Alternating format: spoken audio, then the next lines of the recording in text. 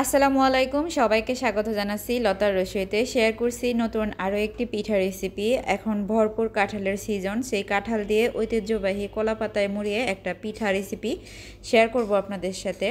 তো এই পিঠাটা তৈরি করতে কিন্তু একদম নরম টাইপের যে কাঁঠালটা হয় ওইটা লাগবে, শক্ত বা চাওলা কাঁঠাল যেটা বলি আমরা ওটা দিয়ে কিন্তু হবে না। তো নরম কাঁঠালের কোয়াগুলো এইভাবে নিয়ে বিচিটা ছাড়িয়ে একটা স্ট্রেনারে এভাবে রস বের করে নিতে হবে।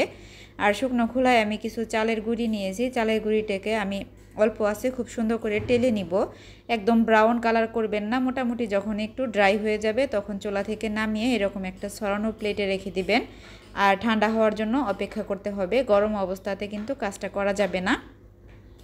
ঠান্ডা হয়ে যাওয়ার পরে একটা মিক্সিং বলে আমি নিয়ে নিচ্ছি 2 কাপ পরিমাণ চালের গুঁড়ি। পরবর্তীতে যদি লাগে তাহলে আমি আরও একটু অ্যাড করব। আর এখন আমি এখানে দিয়ে দিচ্ছি স্বাদ মতো লবণ। এখানে আমি 1/4 চা চামচের থেকেও সামান্য একটু কম দিয়েছি। আর 2 কাপ চালের গুঁড়ির জন্য এখানে আমি নিয়ে নিয়েছি কাঁঠালের সেই রস 2 কাপ পরিমাণ।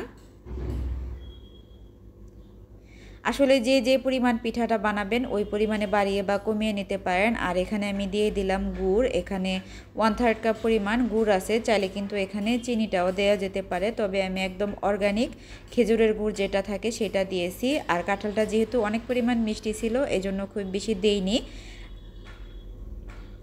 এখন সব কিছু ভালোভাবে মেখে নিয়ে একটু কিছুক্ষণ এটাকে রেস্টে রেখে দেব। এরপরে হচ্ছে গুড় যেগুলো আছে এগুলো একদম নরম হয়ে যাবে, গলে যাবে। চিনিটা দিলে সেম কাজটাই করবে, চিনিটাও নরম হয়ে যাবে। গুড় এবং চিনি থেকে কিন্তু পানি বের হয়, এই জিনিসটা মাথায় রেখে কিন্তু আপনাদের কাঁঠালের রসটাকে মিক্স করতে হবে। আর হ্যাঁ, এখানে আমি আরও 1/2 কাপ পরিমাণ চালের গুঁড়ি অ্যাড করেছি, কারণ এটা অনেকটাই লিকুইড হয়ে গিয়েছিল। মাখানোর পরে এরকম হবে।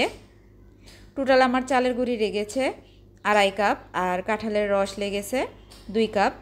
আর এখন আমি নিয়ে নিয়েছিলাম কলা পাতা, যেটা অবশ্যই লাগবে। কলা পাতাগুলি এনে ভালোভাবে একটা কাপড় ভিজিয়ে সুন্দর করে আমি মুছে নিয়েছি। আর কলা পাতার উপরে এভাবে মিশ্রণটা দিয়ে ছড়িয়ে দিয়েছি। আপনারা কি শেপে দিবেন, কতটুকু বড় বা ছোট করবেন সেটা আপনাদের উপর ডিপেন্ড করে। এখন উপর থেকে আরও একটা কলা পাতা দিয়ে আমি চুলায় একটা তাওয়া বসিয়ে দিয়েছিলাম, মিডিয়ামের থেকে একটু কম আছে। এখন আমি পিঠাটাকে বসিয়ে দিলাম আর ঢাকনা দিয়ে ঢেকে এভাবে অপেক্ষা করব এক পাশ হয়ে যাওয়ার পরে। আসলে টাইমটা বলা মুশকিল, তবে চুলার আঁচটা কিন্তু খুব বেশি বাড়িয়ে দিবেন না, তাহলে কিন্তু পিঠাটা একদম পুড়ে যাবে। একটু সময় নিয়ে পিঠাটাকে ভাজতে হবে। 2 পাশ উল্টে পাল্টে সুন্দর করে পিঠা আমি ভেজে নিয়েছি। এখন আমি চুলা থেকে নামিয়ে নিয়েছি। আর এই যে দেখেন, প্রথম পিঠাটাই কিন্তু মাশাআল্লাহ করে অনেক সুন্দর হয়েছে। একইভাবে সবগুলা পিঠা আমি বানিয়ে নিয়েছি। আর এই যে একদম রেডি। তো 2টা পিঠা আমি আপনাদেরকে একটু দেখিয়ে দিলাম। আর পিঠার উপরে একটু এরকম পোড়া পোড়া থাকলে কিন্তু এই অংশটা খেতে অনেক বেশি মজা লাগে।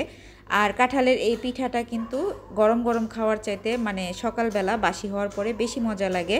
রেসিপি ভালো লাগলে পেজটাকে ফলো দিয়ে দিবেন, সেই সাথে চ্যানেলটাকে সাবস্ক্রাইব করে নেবেন। আর যদি একটু বেশি ভালো লাগে অবশ্যই ফ্রেন্ডস অ্যান্ড ফ্যামিলির সাথে শেয়ার করে দিবেন।